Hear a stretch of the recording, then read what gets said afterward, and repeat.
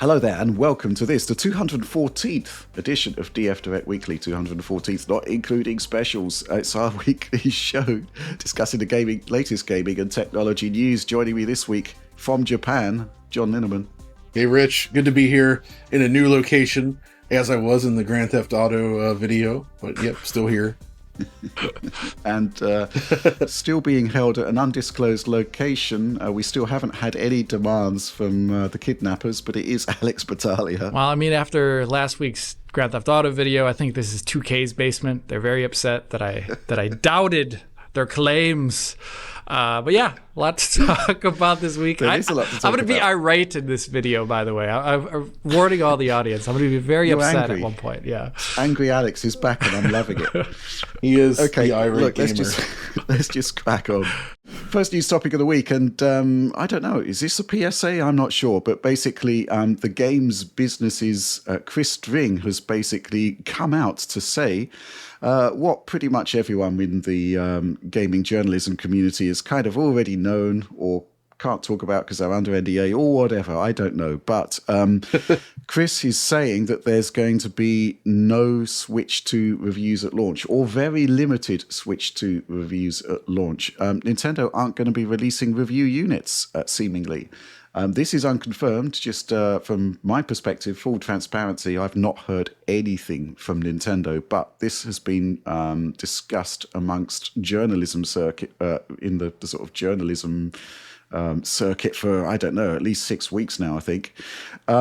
Quick supporter question here from Alan. Hi guys, I'm shocked DF isn't getting any Switch 2s and games to review before release. They'll hand them to influencers like Candy, though. No, I don't think they will. I don't think they will. Everyone will be waiting for the DF reviews. But after the full specs, does Nintendo have something to hide? I'm concerned that Cyberpunk has already pushed the Switch 2 as far as it can go. My hype's been tempered. I do think you kind of do need reviews at launch. Chris String is saying that Nintendo is putting out a full day one patch, which is going to radically change the system, apparently. There is precedent for this. It happened with the Wii U, but we did get review units for that. John, thoughts? Oh man, happening with the Wii U, that's a great way to start the new generation, isn't it? What a comparison. You're right, though. But I actually think, so thinking about it, Nintendo is in a very strong position right now. And as we've seen over time, when they're in a strong position, they behave as if they don't need anyone, essentially. And when they're in a position of weakness, as with the Wii U, they're extremely forthcoming. That's pretty typical. Sony's done that too, for sure. And I guess Microsoft, I mean, that's just what companies do, right? But in this case, I actually think the biggest quote unquote losers here are the third parties, because this effectively means, so everybody's going to cover Mario Kart World. It's a big game. It's going to sell like crazy. Nintendo is still going to sell a lot of Switch 2s. I think Nintendo itself has nothing to worry about with this. It doesn't matter to them. They don't care. But third party games, like if these come in so close to launch, you can imagine that getting coverage out is going to be, both the coverage might be sloppy. It's going to be tough to do it properly, I think. And secondly, they're going to focus on probably the big stuff first, like Mario Kart. And a lot of the third-party games are probably going to get left on the wayside. So when you have consumers going in to buy these games, they're going to want to know, like, wait, is Cyberpunk actually okay on the Switch? Is the Street Fighter 6 port any good? Like, there's not going to be an easy way to know that on day one. And that kind of is unfortunate, right? Because that could actually turn people away. And not to mention all the other titles, and smaller titles especially. There's, like, this just massively decreases the potential for games getting reviewed at all.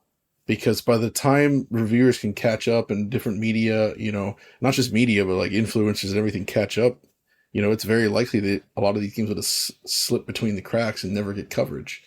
So Nintendo is kind of throwing their partners under the bus in a way, I would feel, because it behooves them to have people talking about their games in the online space. And that's basically not going to happen the way it might normally, at least. And mainly just because, like, people are going to be focused on the big ones first, I think. So that's definitely a risk. So I don't know. At the same time, I also appreciate in a weird sort of way that it ensures that the playing field's level for all of us, right? Because, like, there's You Yes, know, that's obviously when I first started to hear all of these rumors that there aren't going to be any review units.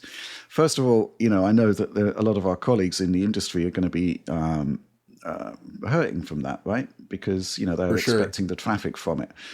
From the Digital Foundry perspective, I never expect anything. I don't, feel any kind of, Nope. we're not guaranteed to get units at all. So, from my perspective, it was like, okay, this is happening. It doesn't really change my plans at all. And in fact, everybody's on a level playing field.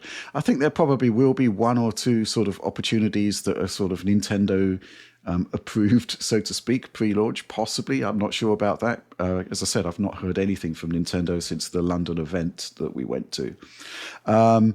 So maybe there will be something about that. You're quite right about the third parties, though, John. That is a big concern. And I have to wonder, this day one update that is apparently being discussed, is that actually going to change the function of third-party games at all? I can't see how it would.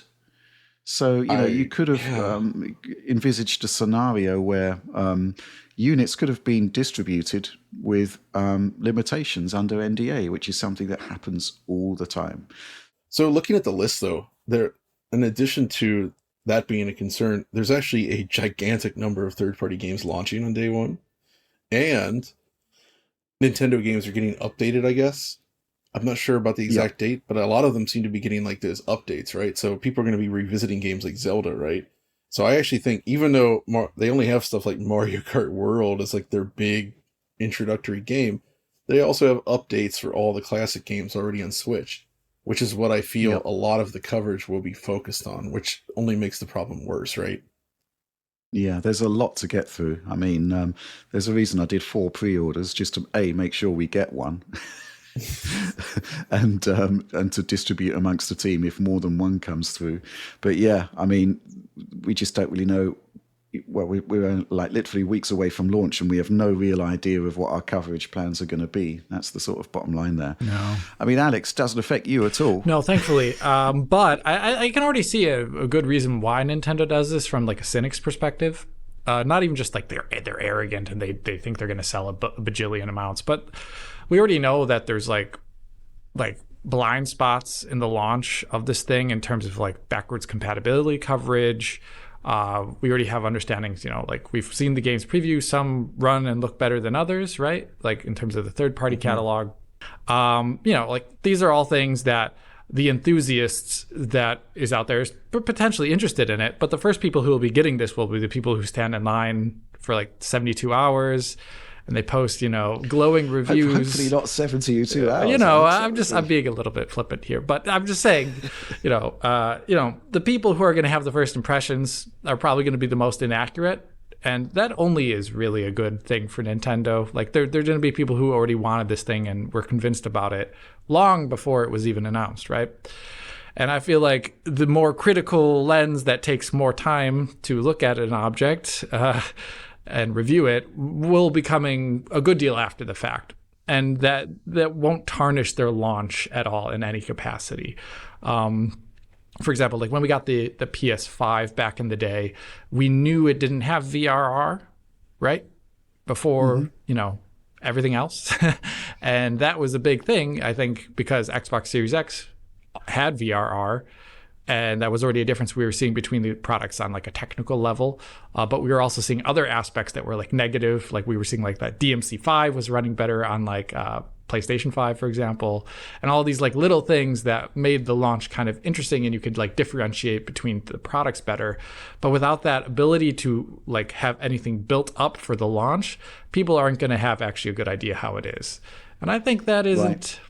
I get why they're doing it, but also, to me, it doesn't speak of great confidence in a product to not give out review units. But that is just my humble opinion. Okay, yeah. So, I think from Nintendo's perspective, there's probably nothing to lose overall because, well, it's going to be a new console that's eagerly awaited. It's going to sell out. That's the bottom line. But at the same time, every new console sells out. There's always a more demand than there is supply at launch. So, the bottom line, though, is that informed opinion about the product is going to be lacking around launch day, unless there's some sort of massive change in the next couple of weeks. And I don't think that's particularly great. But as I said, I was kind of expecting it. Any final thoughts there, John?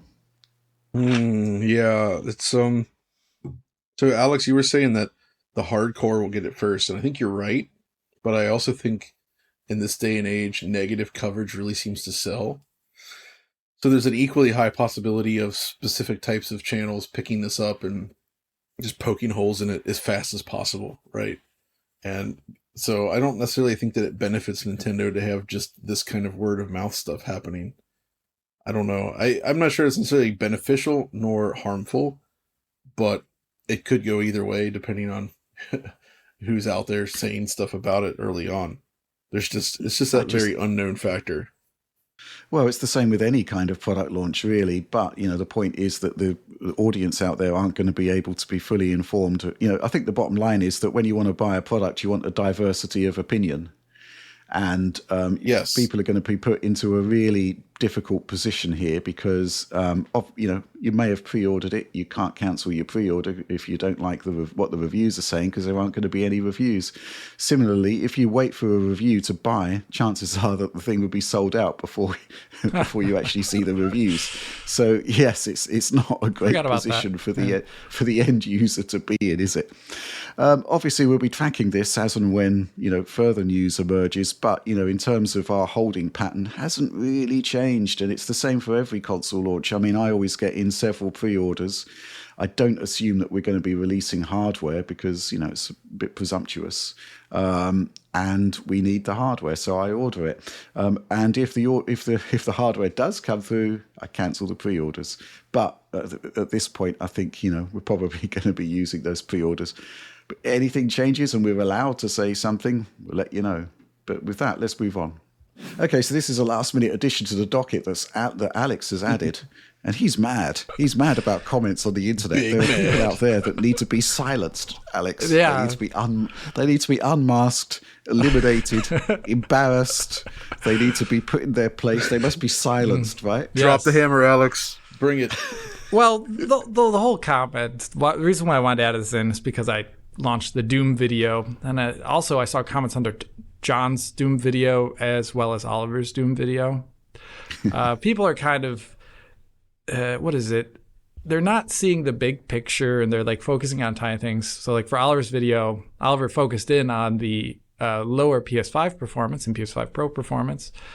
People saw that as a very negative thing, but they ignored the fact that he said like a vast majority of the game is 60 FPS. And then, with John's video, John's talking about the fact that the game uses ray trace lighting, and everyone's like, oh my God, it's using ray trace lighting. Then they come to my video, and I point out, the fact that a 4060 is a low-end GPU. Maybe we could talk about that too. Things like that. But the large comment that I saw under every single video was the phrase, this game uses forced RT. Like at gunpoint, it's holding you down. It's forcing that RT upon you. And oh my goodness. I just want to say that I find this really regressive attitude towards select games. And believe me, the vast majority of the market does not actually require an RT capable card.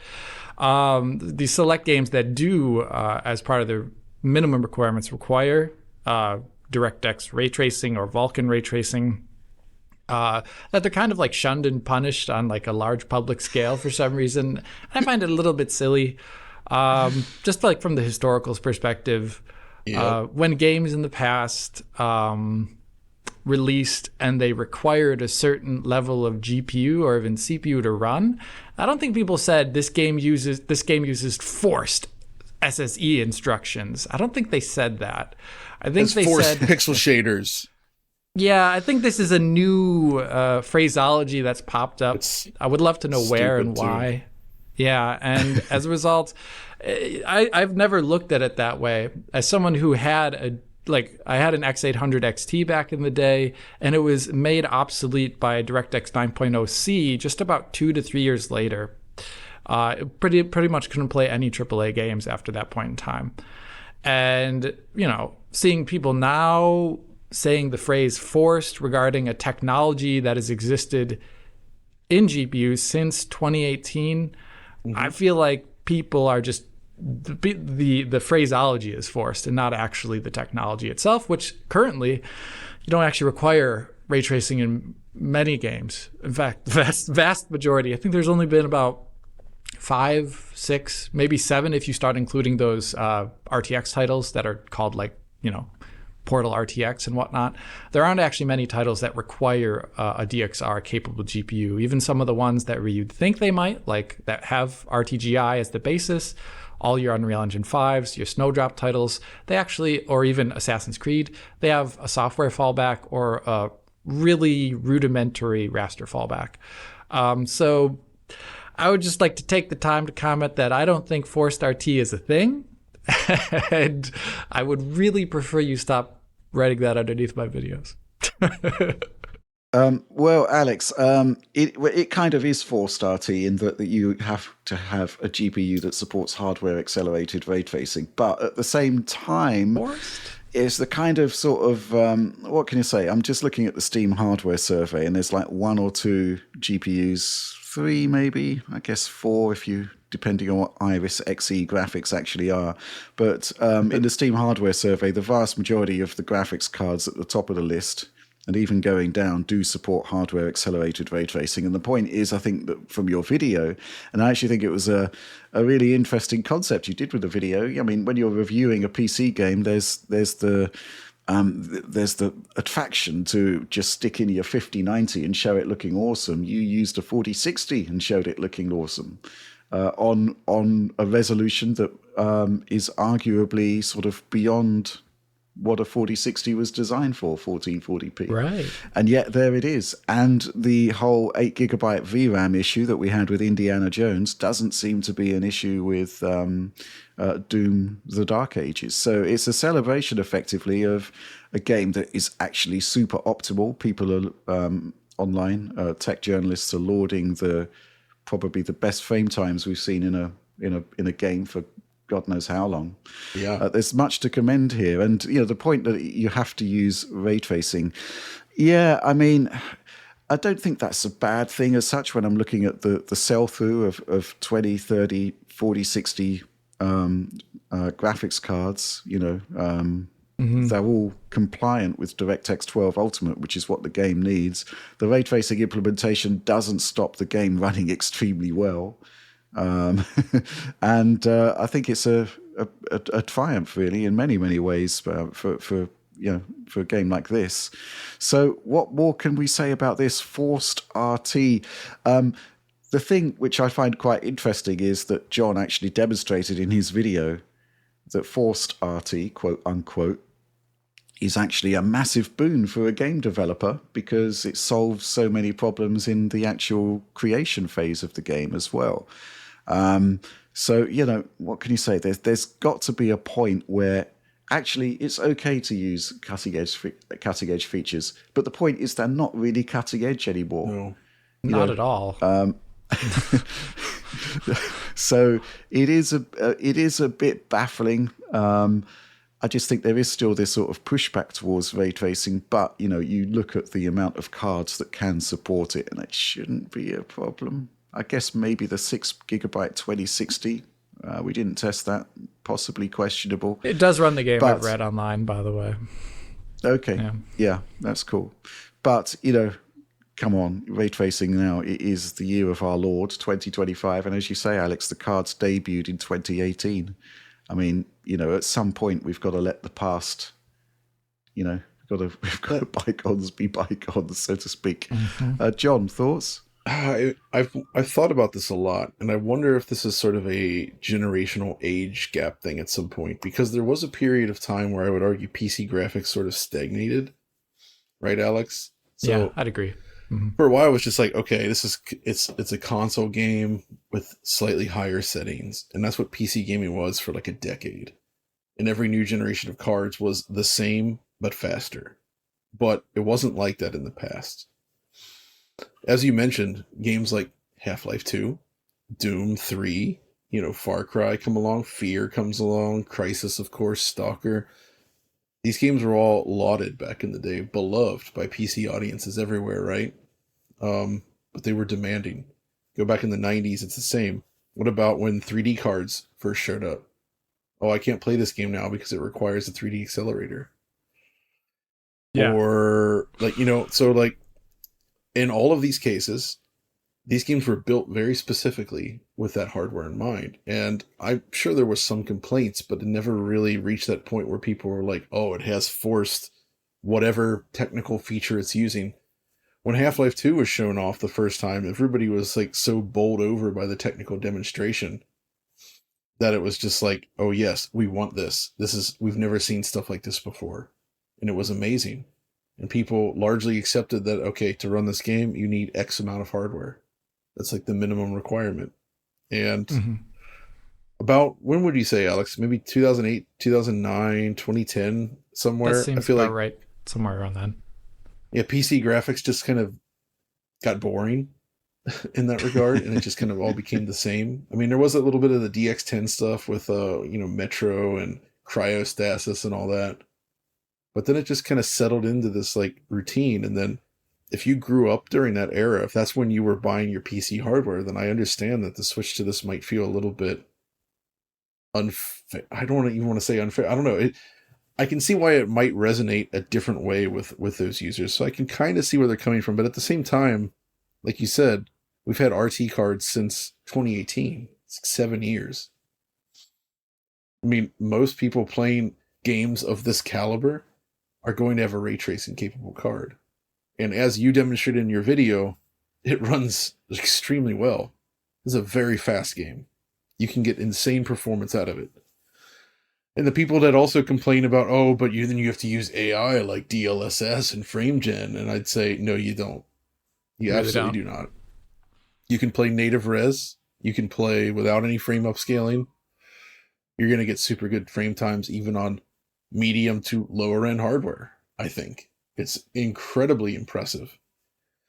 But as I said so I mentioned in my video, but in the interview video that I'm working on right now, Billy actually goes very into detail about how they focus so much on very specifically frame time consistency.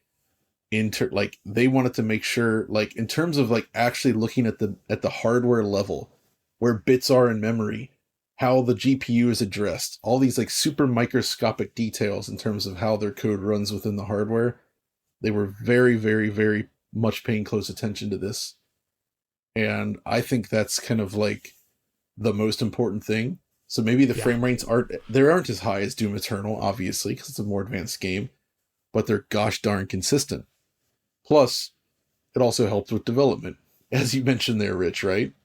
Having worked on some games now myself in terms of on a design role, I see the value big time in being able to actually see what you're doing. And it's not actually new necessarily. Like I said, in that Unreal does it. Other engines do this now, but id's engine didn't. But this really unleashes artists now to essentially just produce stuff and be able to micro adjust it exactly to suit their taste, right? Because if you have to bake everything out every time, it actually sort of makes the artist less likely to want to perfect it all the way, right?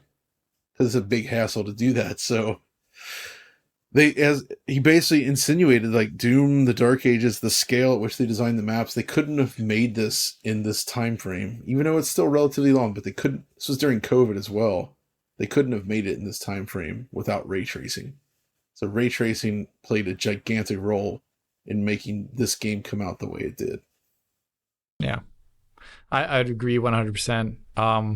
One other, that's exactly it. And one other thing that I think a lot of people took, they had problems with in my coverage was my reference to the fact that the RTX 4060 Rich is a low end card. What do you think about that statement? I know we're switching gears a little bit there, but this is a little bit of postmortem Doom coverage at the moment. But what do you think about that RTX 4060 is a low end card statement from me? I would love to hear your 2 cents. It is a low end card because what can I say? You look at the RTX 40 series stack on the desktop side, and you can't get a lower specification desktop GPU in the RTX 40 series line. So therefore, it is a low-spec card. It's nowhere near as powerful. It's been cut down in so many ways compared to basically anything 70 class upwards. in all manner of ways that actually annoy you, Alex. Yeah, that's which least favorite GPU I've ever owned. Me. Yeah, continually abuses me. Oh, I complain to Rich every week or so that I have to use the 4060 because I hate how many weak points it has, because it means I have to test more. Usually with a GPU that has less weak points, I can just say, oh, the problem is this setting in the game and not the GPU itself. And that is a whole different testing paradigm. There's a lot of issues there. There's a lot of issues there. There's the fact that it's got only 8 gigs of memory, which causes problems, and it's not always immediately apparent that it is a VRAM related problem.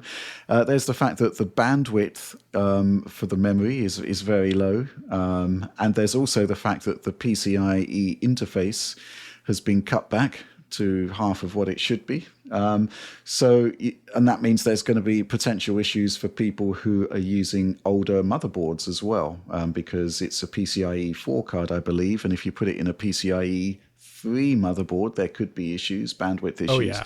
So there's like a cascade of problems which are unfortunate for the 4060 because it's most likely to be paired with an older system simply due to the fact that it's an entry level, dare I say it, low end GPU, Alex. Oh boy.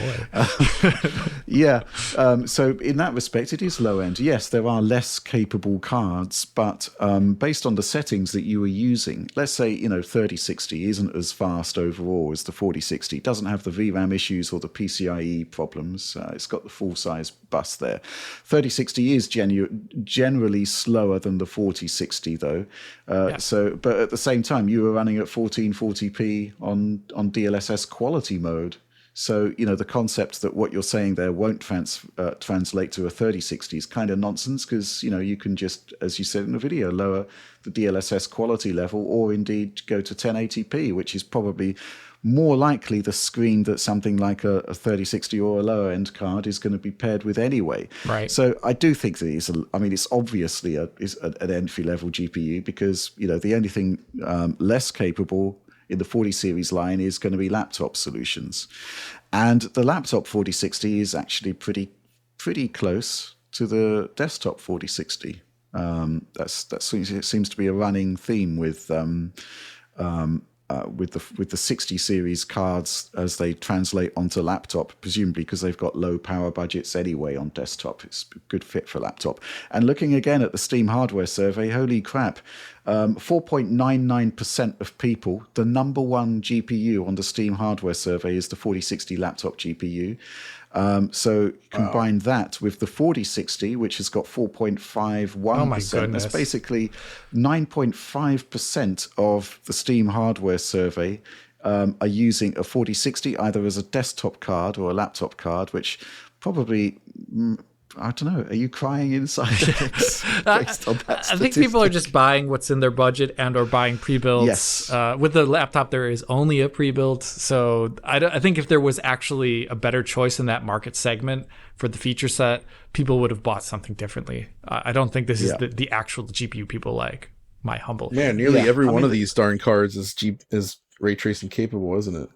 Yeah. Mm-hmm. It's amazing. 1650, which is at number 4, no. 1060, which is a bit further down the list, no.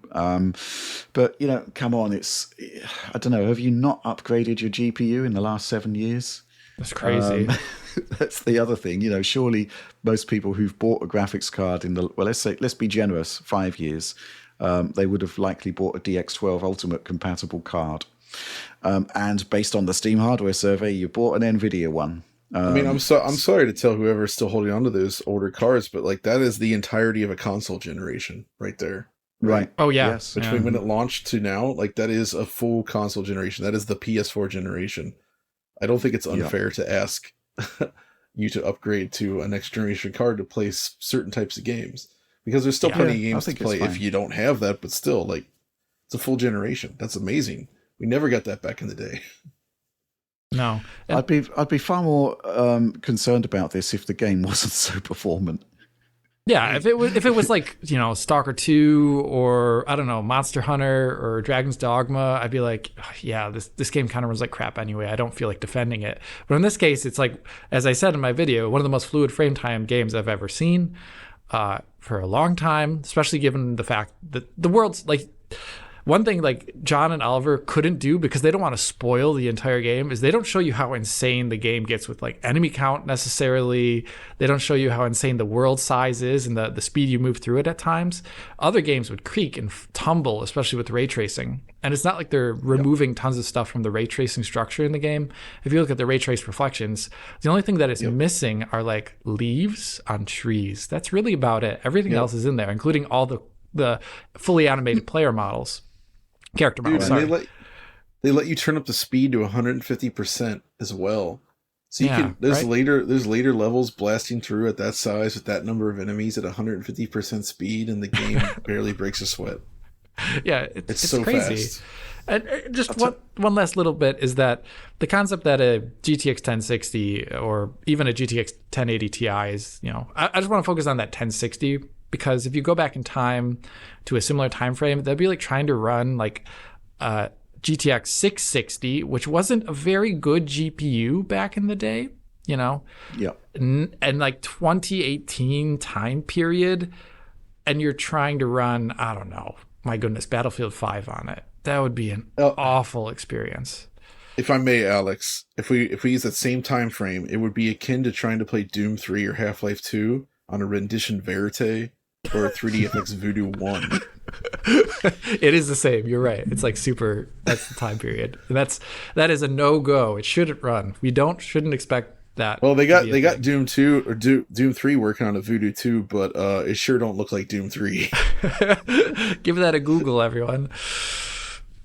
Okay, my final thought on this is pretty straightforward. 2 years from now, spoilers,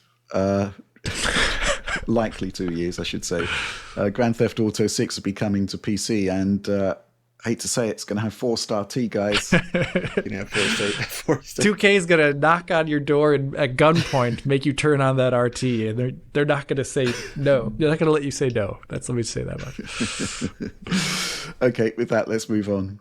Okay, next news story, and this one may well be a non-story by the time everything sort of plays out, but Brad Sams online has reported a job ad from Qualcomm suggesting that the next, I'm actually going to do a quote-unquote here, the next generation of Surface and Xbox products will be built on Snapdragon solutions, which has a whole host of implications. The first one primarily being that, forget the x86 cores, the last couple of generations, we're moving to ARM, which was something that was discussed in Microsoft's classic self-own FTC leak. That was described as an option at the time. And the concept that we're moving from Radeon architecture to whatever it is that Snapdragon is doing. Is it Adreno, something like that? Yeah. That's also apparently on the table. And we've got this job ad, which was for a director level position, which apparently confirms it. I actually clicked through on the job ad this morning to follow up on this, and surprise, surprise, the job ad has disappeared. But it has been preserved in Brad Sam's coverage. I'm going to just go straight in by poo-pooing it because, well, first of all, what is an Xbox? I mean, this is the whole thing that Microsoft is saying at the moment. Does Microsoft know what an Xbox is? Well, the point is, this is an Xbox. I have an Xbox right here. Yeah. It could apply to anything, which, basically means PCs, and there are PCs built on Snapdragon solutions. I mean, based on my tests, they're not very good, but they are there, and I wouldn't want to play Xbox games on them, but there it is. Xbox is an app on PC at the moment as well. I mean, it could mean anything.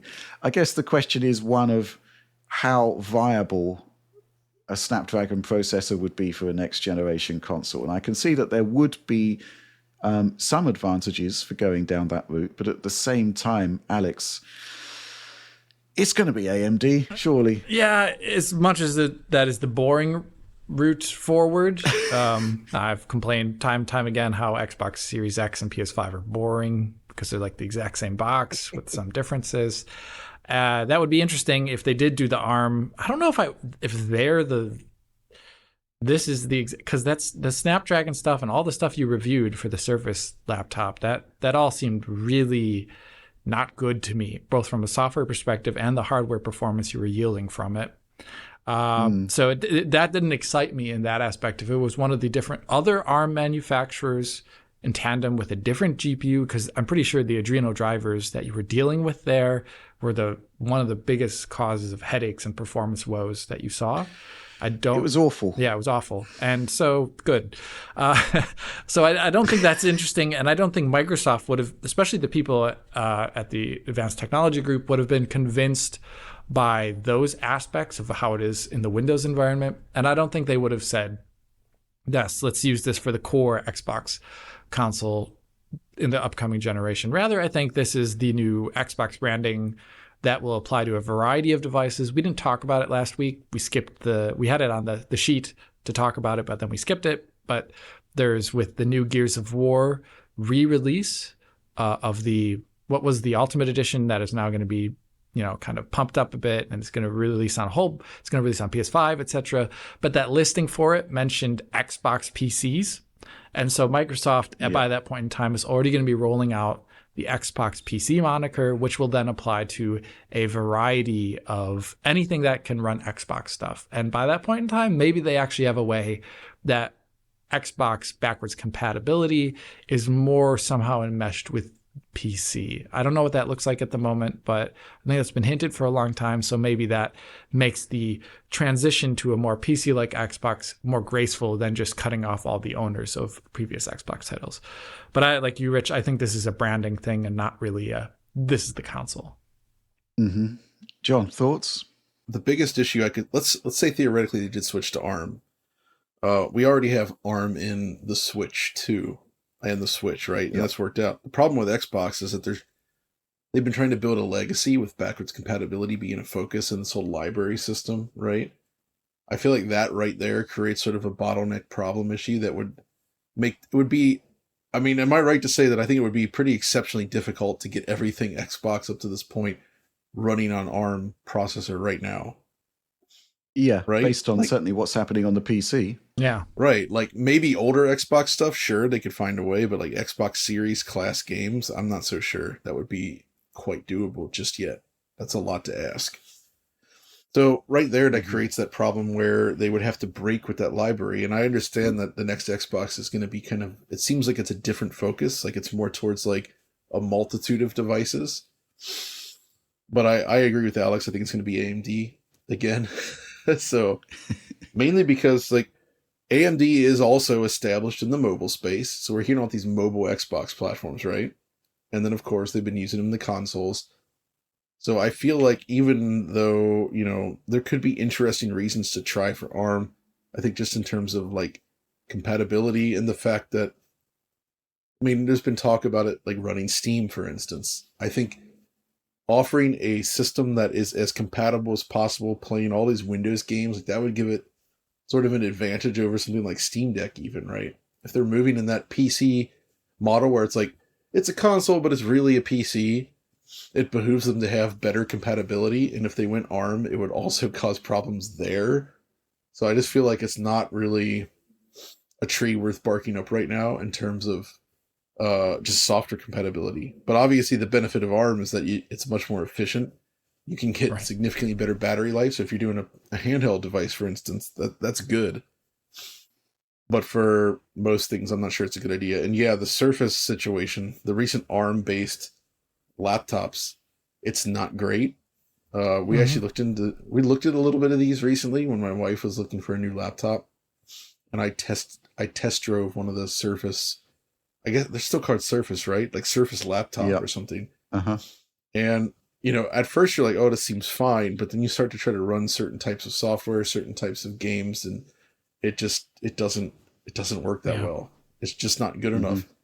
And to that point, it actually felt like a step down from she had an older original Surface Book Pro, or Surface Book, I guess. It's the Surface Book, right? The first one they did with the GPU built into the keyboard, I think. Yeah. And in some ways this was slower, it felt like. Right. So just because of that layer that ARM brings to the table where they have to sort of translate between it. So I don't know, man. I don't see it. I just don't see it. But who knows? Yeah. I mean, it causes a lot of problems. You're quite right. And Xbox is all about, well, basically, one of the key ways to make sure people stay within the Xbox ecosystem is to make sure their games work, their existing library of games, and compatibility is core to that. Now, obviously, they have a track record of having achieved the impossible in getting PowerPC code running on x86 processors, Xbox 360 on Xbox One, which is still, I think, one of the biggest sort of technological marvels of the modern console age. But the concept of going through all of that pain again, and then revalidating all of those games, achieving also, as you quite rightly say, John, achieving the performance of series console CPU performance on ARM, that is going to be problematic. I suspect there will be things that you could call an Xbox that will be running on Snapdragon processors, but I still think it's really work in progress. Also, if you think about the stuff that we're looking for next generation, the focus isn't, obviously, you've got to have strong GPU performance. That's kind of up in the air with Snapdragon. But you also need to have a really, and I mean really good machine learning solution. You need to have really good ray tracing support. And ultimately, let's be honest, that puts you in either the Intel, AMD, or NVIDIA categories. NVIDIA can't make an SoC for Xbox that includes an x86 core, unfortunately, unless they were going to, have a separate chip. So that rules them out. And so, just the whole compatibility play and the fact that the direction of travel at AMD is to embrace those features strongly suggests AMD, right? So yeah, this concept of I think the tweet from Brad Samsey was next gen Xbox will run on ARM. I think replace next gen with some kind of it's probably more accurate. Some kind of Xbox will run on ARM at some point in the future. That would be the thing that I'd add at the end. So yeah, I kind of think it's interesting, but I don't know. What can I say? We got this question actually from Anxiously Chrono Figured. Good morning, gentlemen! ! Apparently Qualcomm is looking for employees to support the sell-in activities for the next Snapdragon and Xbox products built on Snapdragon solutions. How likely do you think it is that the next Xbox will run on ARM architecture? We just answered that. To me, sounds like another collaboration like the one with Kenan the Barbarian. But who knows what Phil is cooking anymore? I just love that. Who knows what Phil is cooking anymore? Well, he's cooking a 10th generation console, and which they're describing as delivering the greatest technical leap ever. And that technical leap, I just don't see it being delivered by Snapdragon. Sorry. I mean, of course, we could get this wrong at some point. It would be hilarious, Yeah. Obviously, it's not great when you make these statements and then the absolute opposite happens. But in this case, I'd love to see it. Yeah, we'd love to be wrong. Exactly. Okay. With that, let's move on. Okay, GDC 2025 and a range of presentations are starting to appear on the GDC Vault. Alex, you've already looked at some of the NVIDIA ones, but this recent one from the Ubisoft team behind Assassin's Creed Shadows caught your eye, and I've had a good look at it, and it's great stuff, isn't it?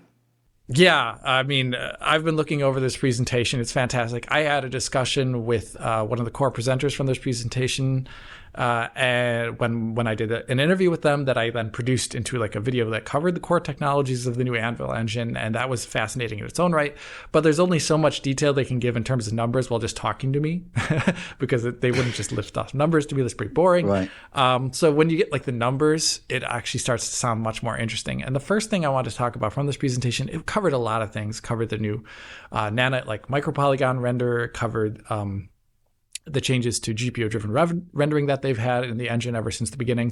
But it also covered one of my favorite topics, this is the changes to GI across all the Assassin's Creed titles. And one thing that isn't necessarily obvious when you play the games is actually the GI system has actually gotten more advanced since Assassin's Creed Unity, even on the baked GI side.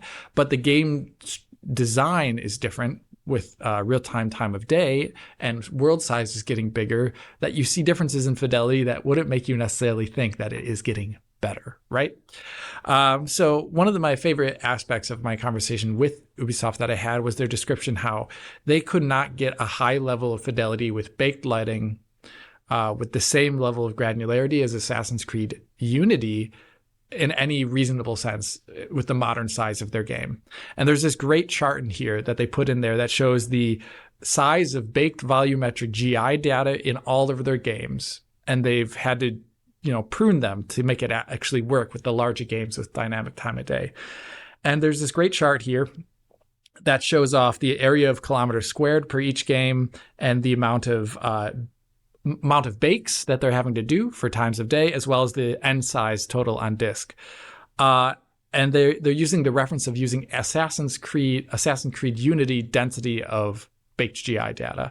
And, Assassin's Creed Unity on disk, you can measure this itself on the PC version. They have like a GI data thing that you can just click on. It's 15 gigabytes. So that's a huge portion of what I think was maybe a 40 gigabyte game when it came out. It was a really large portion of the game. If you extrapolated the size or the density of that GI probe data to just Assassin's Creed Origins, it would be 468 gigabytes on your disk, on your hard drive.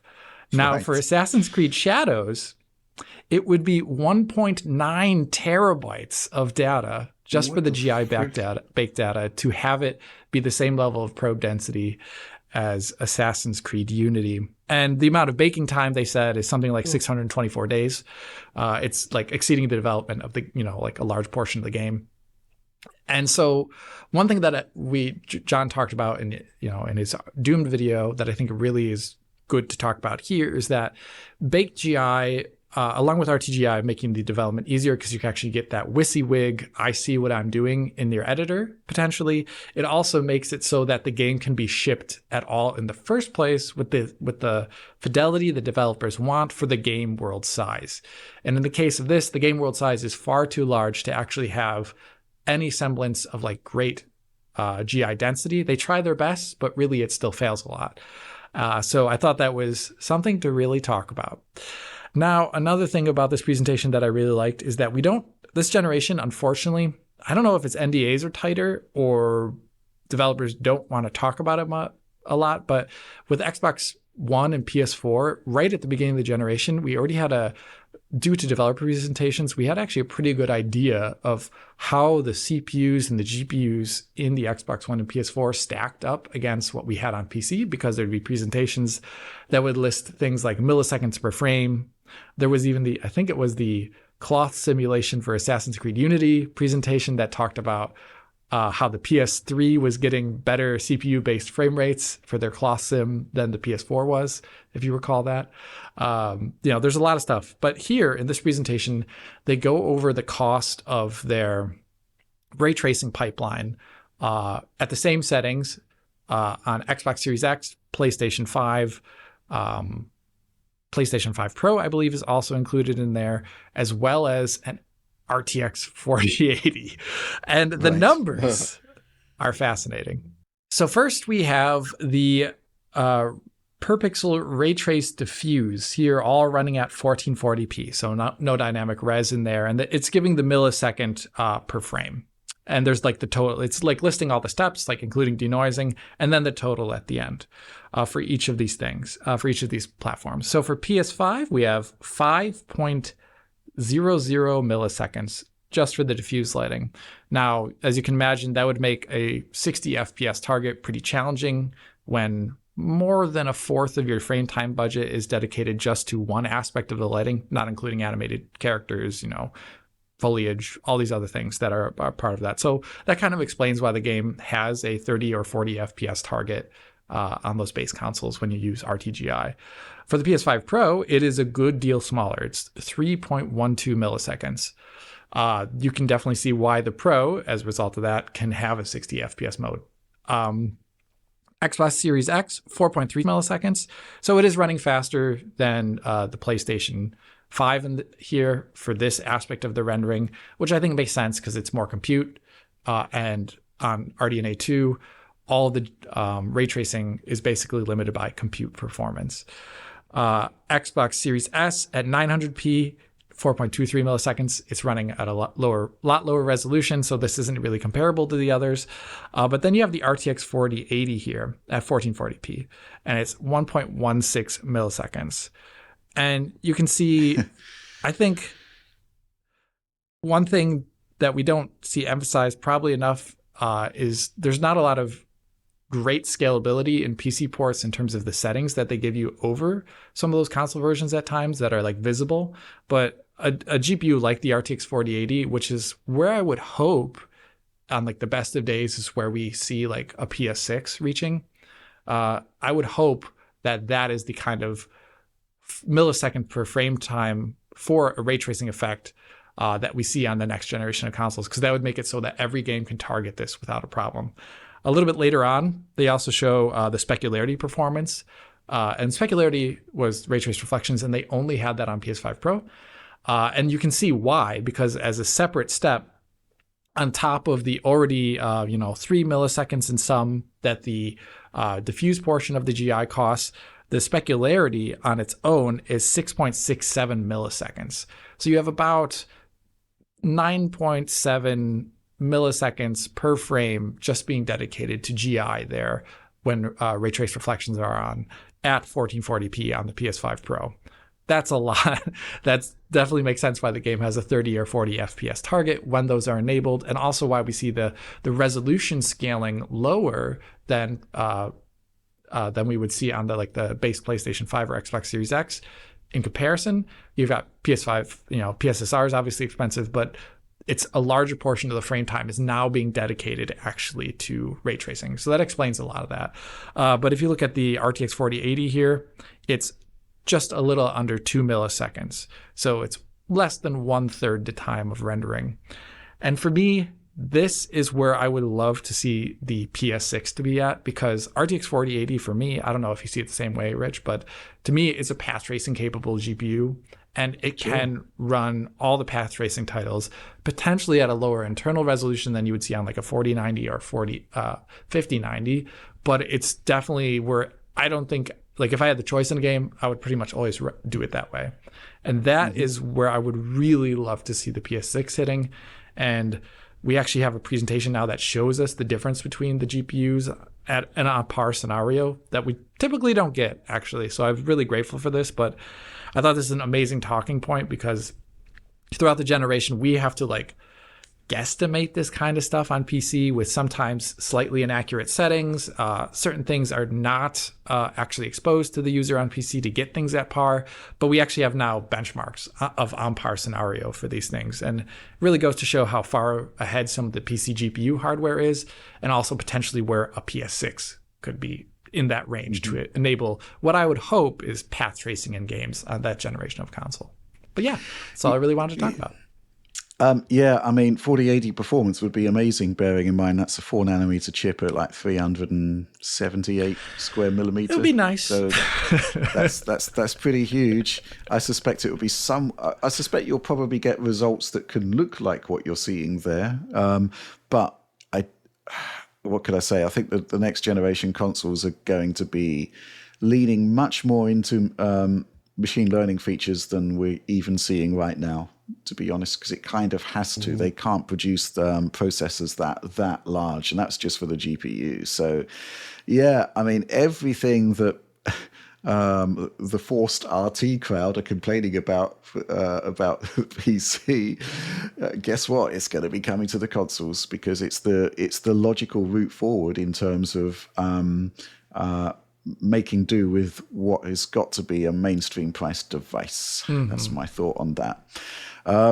It is fascinating to see those numbers, and you're quite right. The disclosures in the PS4 Xbox One generation were definitely more forthcoming from those GDC presentations. It's very rare that we get to see this sort of stuff now, but I'd say it's actually really instructional as we move into this new era where ray tracing and even path tracing are going to be coming to the fore.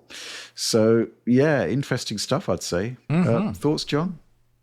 Well, not really, outside of the fact that I was happy to see this one up. I haven't had a chance to look at the presentation myself yet, but it looks very interesting, and those numbers you read there, Alex, are extremely revealing.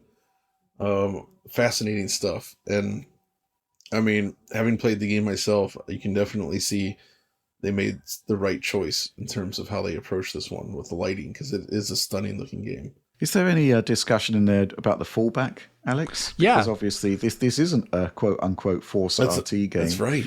And you're talking about those massive GI file sizes. Right. And obviously they couldn't roll that out for Shadows, but it did need that fallback. And I think, well, there aren't any Series S numbers in there because it doesn't have RT on Series S.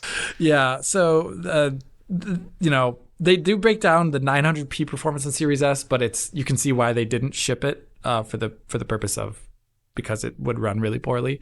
Also, they're talking about like 900p just for like certain aspects of it. Like it all makes sense, but they do talk about the fallback. They talk about both fallbacks because there's two fallbacks in the game. One, if you don't have a RT capable GPU but you want to run ray tracing, they actually allow you to turn on ray tracing because they need it for the hideout area of the game. Even on Series S, they'll turn it on for that.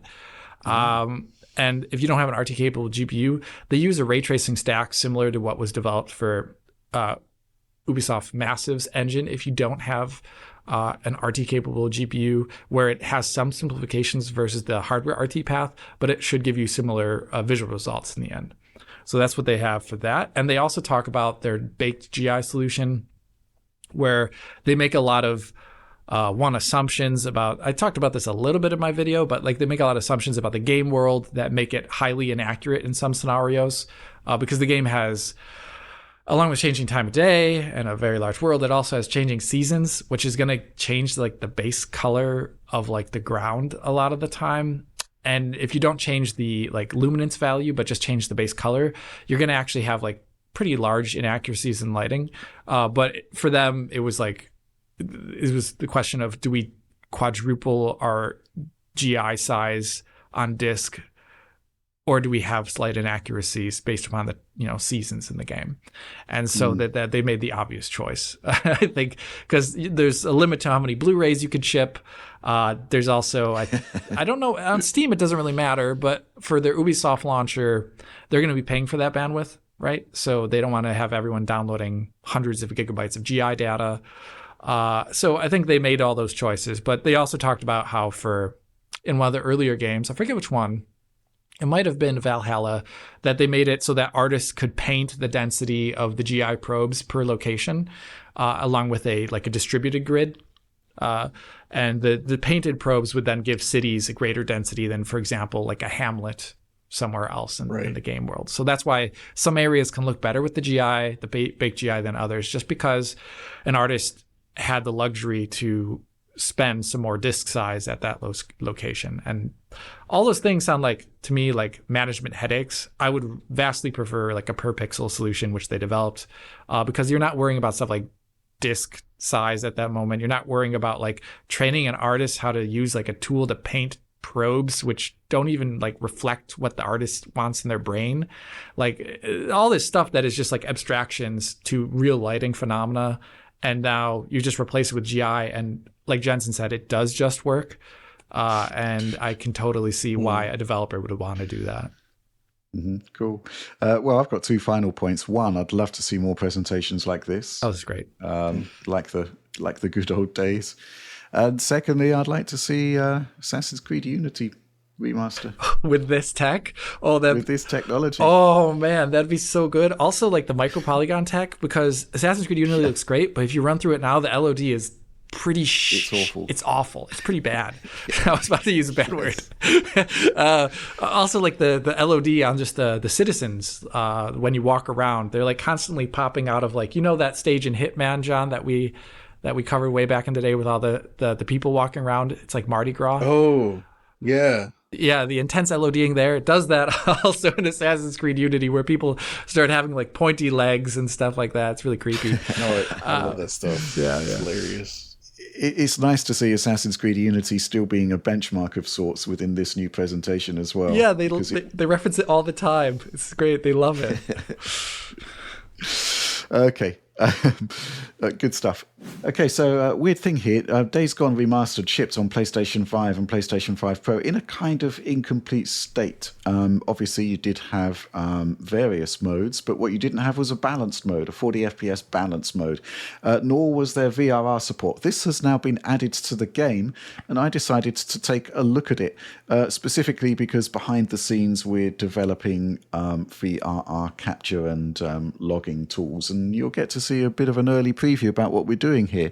Let's kick off by taking a look at the PlayStation 5 version of the game. PlayStation 4 version you can run on PS5 still at 60 frames per second.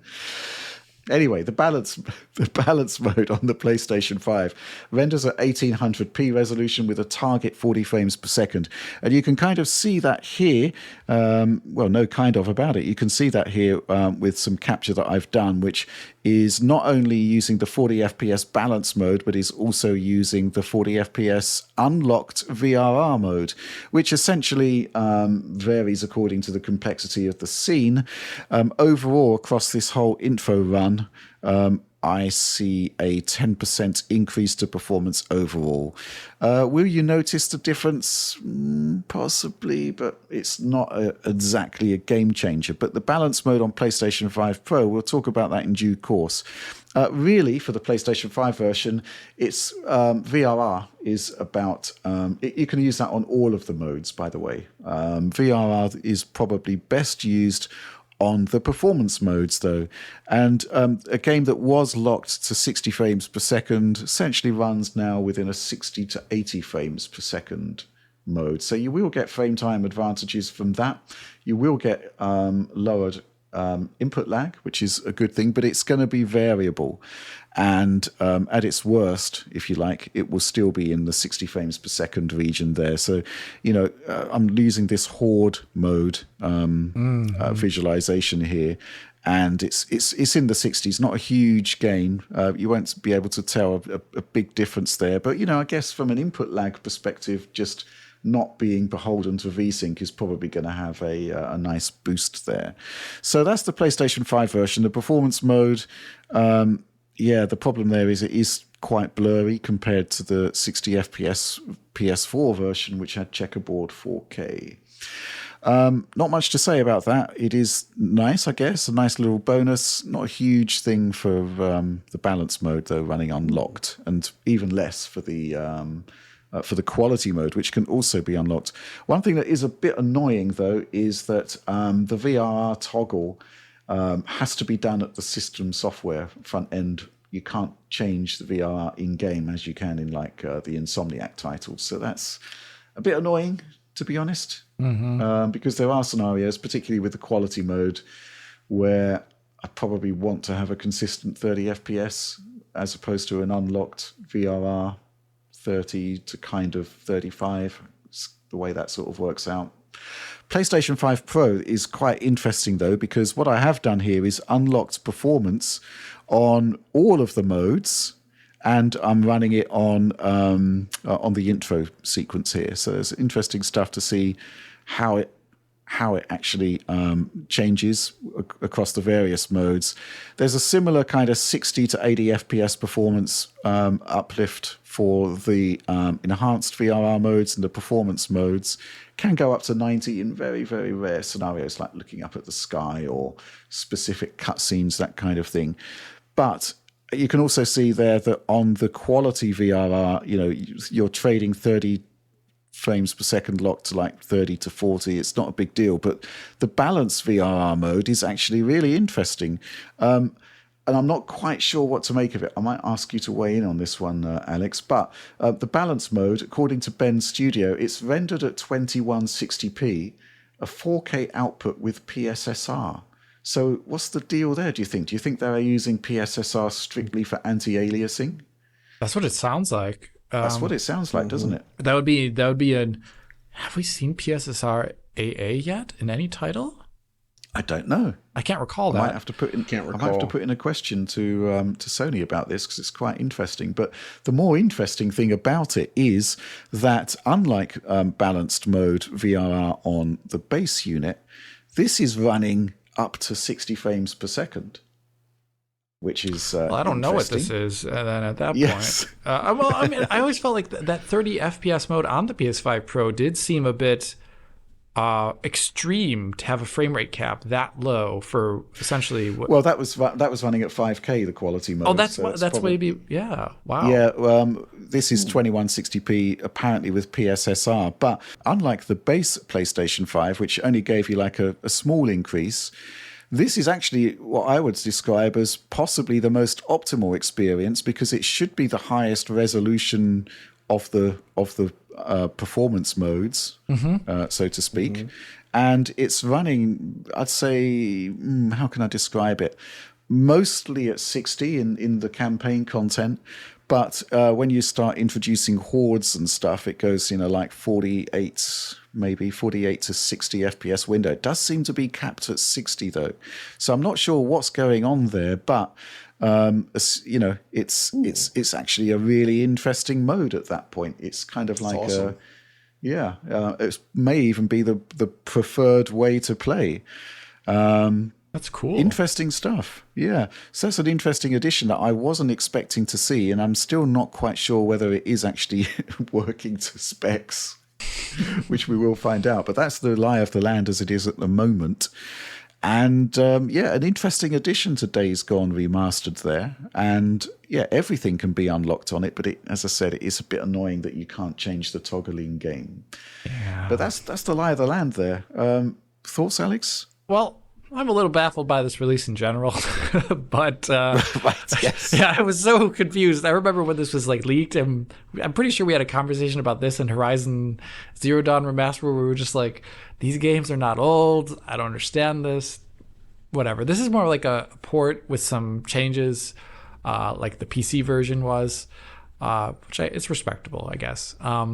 But this usage of PSSR is interesting. I don't find the unlocked modes extremely interesting on the PS5 base, but as you describe it on the Pro, I actually think this interesting balanced mode where you're getting a higher res, and the VRR experience, presuming there are no frame time fluctuations. Oliver maybe mentioned that. I don't think he did.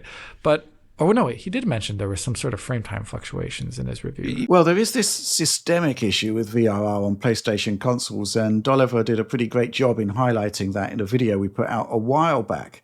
The way it sort of manifests is like this. Essentially, you get 20 minutes of good VRR gaming, then certain games will begin to stutter every 8 seconds.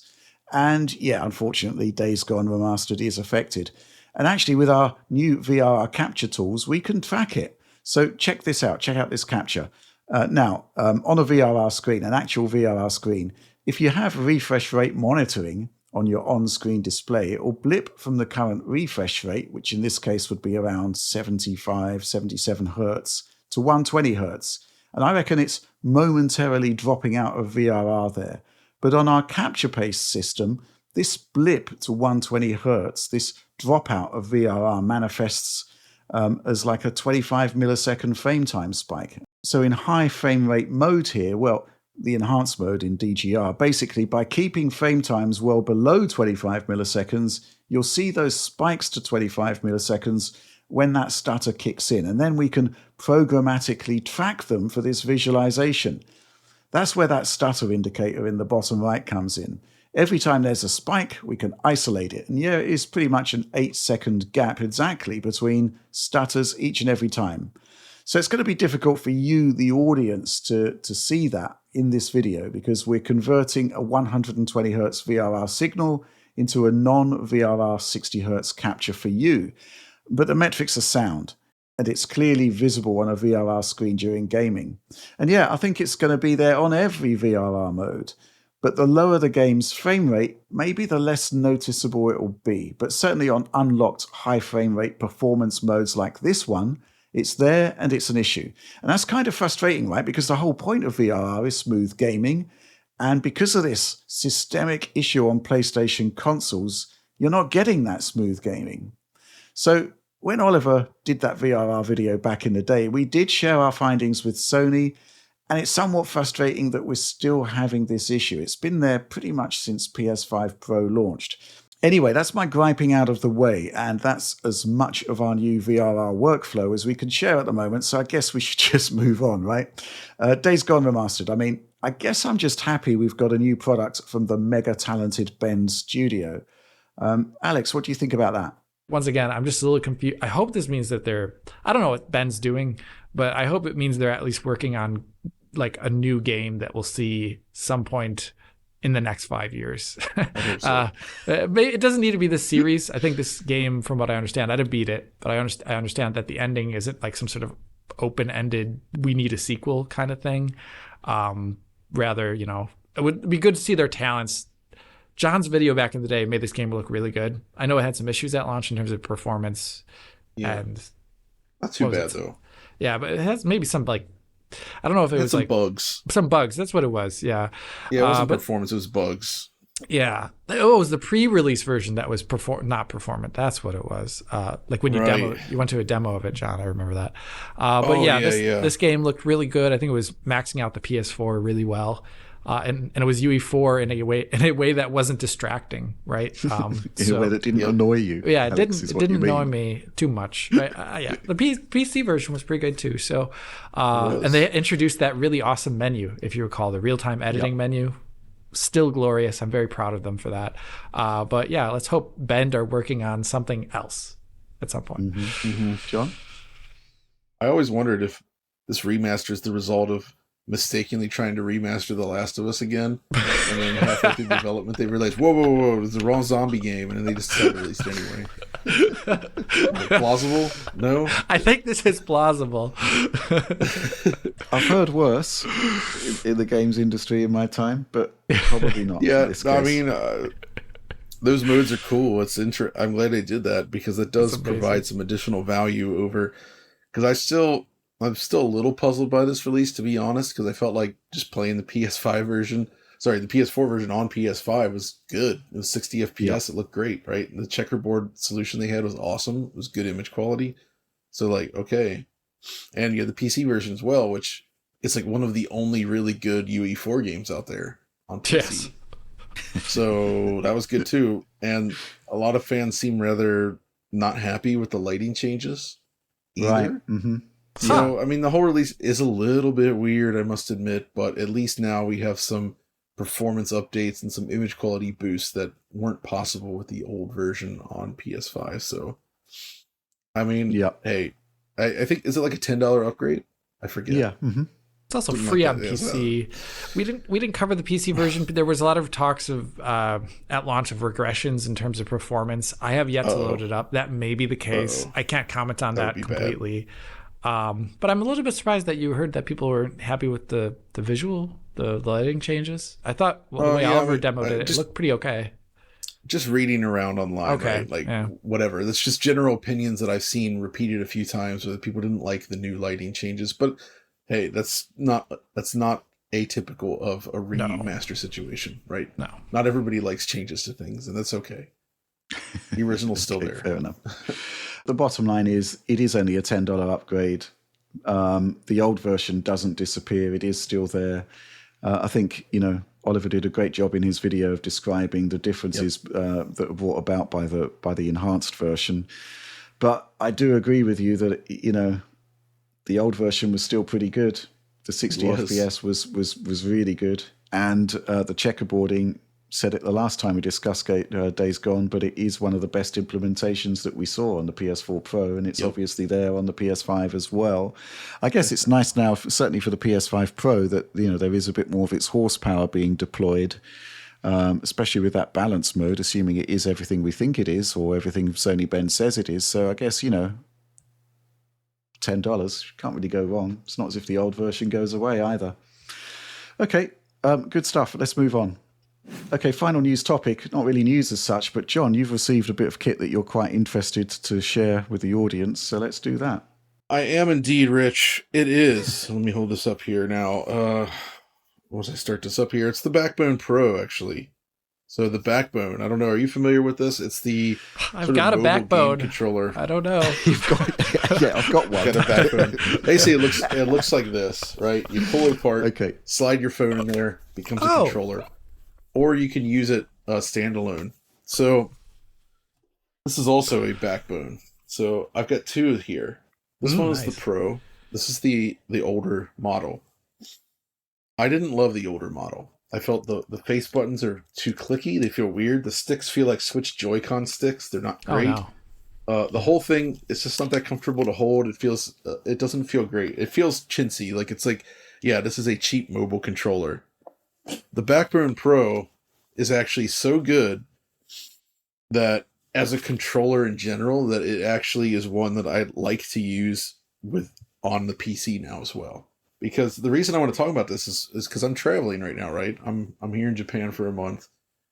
I have this laptop with me, got my phone, that kind of stuff, right?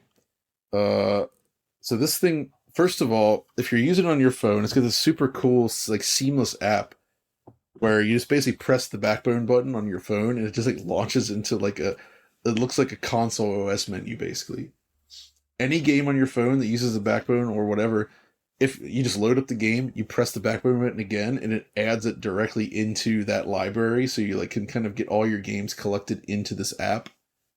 The app also has built-in emulation features now, so you literally can just like throw ROMs on your iPhone or your Android phone, as you could, and go to the Backbone app and literally just like select the ROM files, and it like loads it up. So I was like looking at like, oh wait, I'm playing Mario 64 on my phone without having to install or do anything. It just works, like Jensen style, right? Like, like look at this. I was opening it up here. It's loading the save data. So I got my phone here. At first it shows the on-screen buttons, but then once the Backbone's connected, so there you go. The exposure might be off, but it's just Mario 64 running. That's crazy. On the iPhone. And he just did it. Press the orange button. It's just like it asks if you want to save and quit. So I'm just gonna hit yes. And it's back to this menu here. So, it's like this is kind of like this OS level menu that you have. You can kind of see that, right? It's pretty cool. Yeah, sure. It's very, very seamless. It's very nice to use. It makes playing games on a phone like way, way, way more feasible. It actually starts to feel like a next generation handheld, right? Because it's got Apple Silicon in there. So I'm playing like Resident Evil games on there, of course, because I'm here. And it's like, wow, this feels awesome. It's really, really cool. But then they added these wireless features as well, where you can essentially seamlessly pair this to other devices like your PC. And just with like the tap of a button, it's just like able to seamlessly switch over. Oh, that's nice. Wait, device. Really? It switches devices so at a button twitch? Like, what does it do? Dude, it's so fast. Yes, exactly. You can essentially just like tap a button to switch over devices. So then I switch the device and bam, now I'm controlling. I can bring up like the Steam big TV mode or whatever and just control it. Now I'm controlling games on my PC. And because it's a slightly wider grip, it's actually like comfortable to hold. Like it's a really comfortable controller just in general. So like I was using this just to play some Doom, the Dark Ages on my laptop here. And it's great. And then if I want to play on the phone, it's just, I'm just so impressed with how flexible and smooth everything on this is. It really makes the phone, which I always felt was somewhat clunky as a device for games, suddenly feel more like a console. And it allows you to use it with other devices. You can even pair it with like Meta Quest, for instance, like this. And just use it. So if you're playing like 2D games inside the Quest, just with the 3D headset, you can just pair it with this and use it as your controller. That's and fun. Just switch between all of them seamlessly, which is super cool. It has remappable buttons as well. It's got this like screenshot functionality. The buttons themselves, the new joysticks feel awesome. Face buttons, much better. D-pad is still good. Like the whole thing just feels like surprisingly premium in a way that I did not expect. They even added, looks like I haven't tested this yet, but there's a headphone jack in the bottom, which is something the iPhone hasn't had for many years now, right? And it never got thinner, really, did it? After that, no, not really. Excuse, really. Yeah. So that's all I want. I just want to. It even has these. So this is even better. The original. You try to slide your phone in here on this old one. If you have a case on it like I do, it doesn't really fit well. It's too tight, doesn't really click in. You can't use it. So to use the original Backbone, you have to take the case off, put your phone in, and then you go. That's stupid. Yeah. The new one, it actually has these magnetic things that slide out here along the edges. It has a set in the box, so you can have either for the non-cased phone or phone with a case. So if you want to use your phone with a case in this, it actually now properly fits without having to take it off. So, I mean, that's basically it. I was just like surprised and excited by this thing because I genuinely had no real interest in it prior to trying it on this trip. And now I'm like, wow, this is actually something I would want to just take with me because it's like a really good on-the-go controller. Because you can use it with multiple devices and your phone. It even has its own battery in there to help with it. It seems to support the phone battery as well. Yeah, it's really, really cool. And the application and the way it's all integrated into the phone so seamlessly like that, genuinely, really shockingly impressive. So, just one question for me, John. You're saying that the Backbone app, has built-in emulators? It does. Right. Correct. Okay. What systems? Okay, so currently, according to the app, if I bring this up here, and you can still use the app actually without the Backbone connected, which is cool. So I'm able to do that. So right now, in its current form, it has Nintendo Entertainment System, Super NES, Game Boy, GBA, N64, Sega Mega Drive / Genesis. That's a big catalog. It says that if I go to learn more here, I think it said PlayStation. Oh yeah, so Nintendo DS, PSP, and PlayStation are also on the way. What's extra weird though is looking through this list here, this Game Boy and Game Boy Advance. So looking through this list here, they actually don't mention Sega Mega Drive at all. It's not on this page, but it works. So I kind of want to test more games and see like what the heck is going on here. But you know, you literally can just like drop stuff in like the, you know, because file management on the iPhone used to be really bad. It uses like this like folder system now, but you can just drop a file like right there in the folder, and within the Backbone app, you just select like upload a ROM, and it does it, and then it becomes like its own, like it has its own graphic icon, like so you get like a little bit of a graphic to indicate that what game it is, and it basically works like a standalone app. But it is just essentially a ROM, so it's like it's pretty neat, I must say. It also has support for things like GeForce Now streaming in there, Xbox streaming, stuff that I'm not super keen on. I mean, it can do Steam streaming as well if you want it to stream from your Steam installation. See, I did test that a little bit. I was playing like Doom, running on the laptop, but like sitting over there behind me, playing on my phone screen, and it worked. So it's a handy little tool. I think the only real like caveat to this thing I would say is the price. It's like $170. Wow. Okay. Yeah. Never mind. The thing is, John, the first Backbone was extremely expensive for but I mean, given the quality and everything it can do, I'm going to go ahead and say that's not that bad given the state of controller prices in general. Yeah. Like I'd actually rather have this versus like an Elite or the DualSense, whatever the special DualSense, because that's just like augmenting a little bit extra functionality on controllers that are already good, whereas this actually kind of really opens the gate for a lot of stuff that I previously just never bothered with before. So right, I actually like it. So yeah, that's it. Just a cool little device. Nice. I'm really happy to check it out. So yeah. Good stuff. Okay, so let's move on now to Supporter Q&A, which is the part of the show where every week I post on Patreon asking our supporters to issue forth with their questions and topic suggestions for the show and comments for the topics that we've got. We choose the questions that we're best equipped to answer, and we're going to kick off with this one from Samuel Gow. Hello, my fellow tech enthusiasts! ! With Sony sticking to x86 hardware, leaning into PC ports, and the PS5 Pro landing a bit flat, is there a strong case for a PS6? SteamOS and handheld PCs now offer similar experiences, but with the bonus of running everything from PS1 classics to future AAA titles on one platform.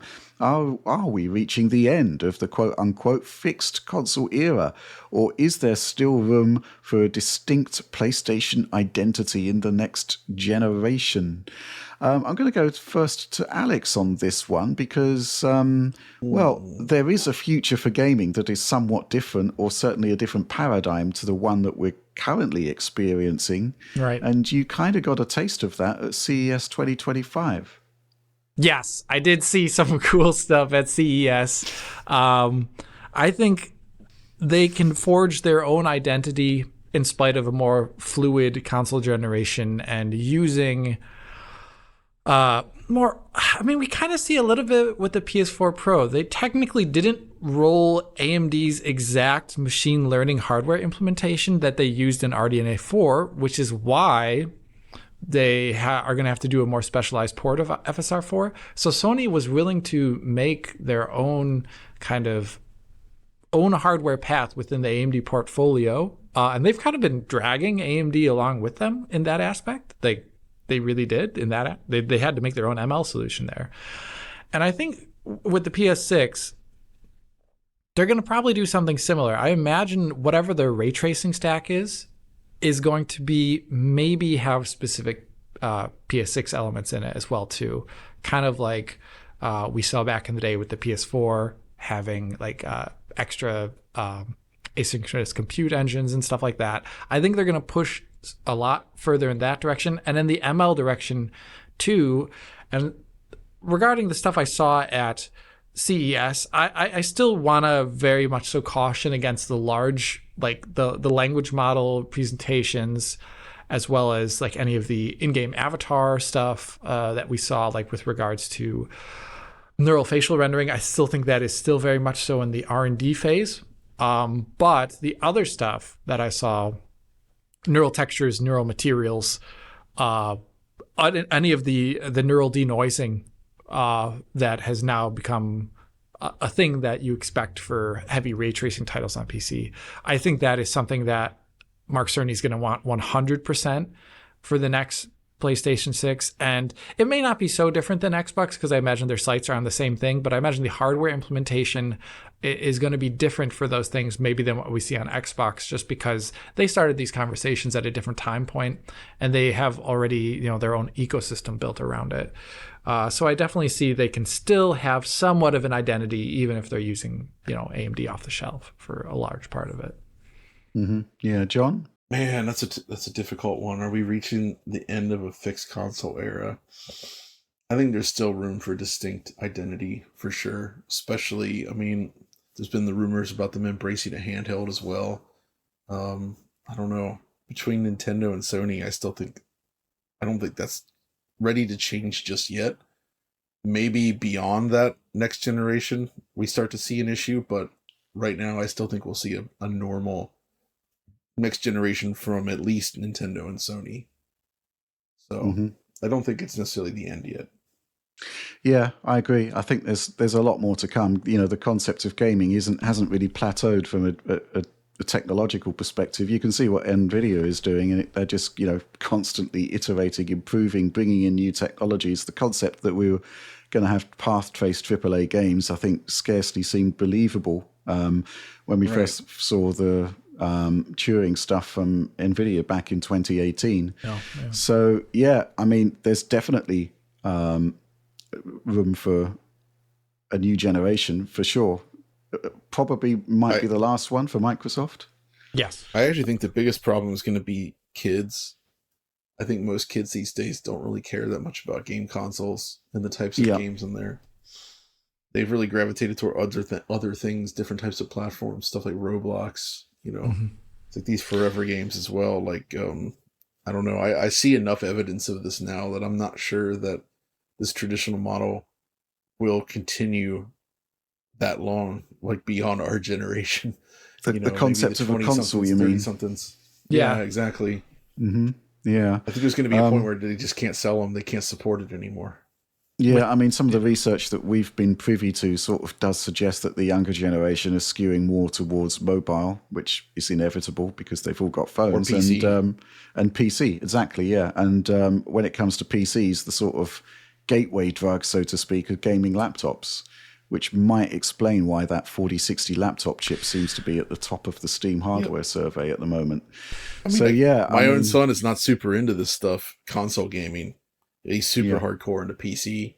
And he even tells me when he plays a game at 60 hertz, 60 FPS, he's like, Dad, why does this feel so laggy? He only wants like 165 right now. Wow. What a blessed child. That's hardcore. That's awesome. Yeah, so I think there will be, Sony will definitely have a new console generation, but I think, further on down the road, actually getting younger gamers to engage with consoles is probably going to be their key challenge. And that's another reason why Microsoft is likely pivoting away from the concept of the traditional console. But anyway, let's move on. Next question comes from Don't Be a Richard, advice I can fully endorse. This question reads, I've started playing Doom the Dark Ages after recently revisiting Doom Eternal, and I can't help but be amazed at how good id Tech looks while being very scalable and performant. While not a focus for id so much the last few decades outside of Machine Games titles, should Microsoft consider leveraging id Tech across some of its other studios as an alternative to Unreal? Yes, it's that old chestnut again, Alex. I knew it was coming. That sigh. I heard that sigh. While I don't expect the coalition to move away from Unreal, id Tech increasingly feels like it'd be a suitable engine for a franchise such as Halo, especially now with it handling large outdoor environments, dozens of enemies, deformable terrain and assets, while having incredibly fast load times and consistent performance. The engine seems to be avoiding common pitfalls Unreal Engine games exhibit, especially on PC. Curious on the merits of this, assuming id was resourced to support other studios. We did see Indiana Jones also do great things to the tech, and id love to see more games using it. That's an interesting conceit, Alex, which I'm going to put your way. But we have kind of answered this before when it was leveled at sort of why don't they do Bethesda games on it? Yeah, right. And I think one thing which I found quite interesting from your coverage, John, was that id Tech 8 is specifically built for Doom the Dark Ages and the requirements of Doom the Dark Ages, and that's probably one of the things that makes it so great. So the concept of a game, technology actually being built to support a game is a rare and precious thing that we should enjoy. And I'm not sure it would be a good fit elsewhere. But Alex, what do you think? Yeah, so they do mention Halo, arguably with the foundation that Doom the Dark Ages sets in terms of world size. It seems more applicable to a Halo game than it did in the past with the game design of a Halo. What is typically a Halo game, at least. But for other things, like a more broad usage of the engine, it has only been proven in first-person games for the most part. There are third-person aspects in Doom the Dark Ages when you're on like a dragon and whatnot. But that I wouldn't really count that. And it doesn't have any of the persistence necessarily you would require for an RPG. It doesn't have like any of those things would have to be made by another developer at that point, at which point they're adding actually a large chunk of the engine. Just like the way save states are going to be done are going to be different, right? So there's that. Then there's also the fact that you can't exactly hire people in the exact same way if you use id Tech versus when you use Unreal. Everyone's probably going to be training themselves and doing little game demos or art within Unreal. If you're just a freelancer, or if you worked at another studio, the chances are high that you worked with Unreal. So if you hire someone, it's quicker and easier to hire them with Unreal Engine as the base for your game. Now, the one thing that we don't talk about too much is it has a pretty consistent internal culture of game development ever since before 2016. There was like a turnover period when John Carmack left, obviously. But then ever since then, there's been like a core kind of team of people who really, like John talked to Billy, right? Tiago's been there.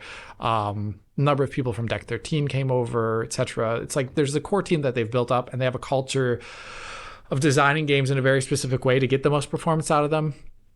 And I think that's one of the things that makes it so performant is because there's this internal culture focusing on these things. You could easily give another team that base of an engine and they would have completely different priorities, which would make it have frame times issues and maybe shader compilation issues that we don't see because id made the game.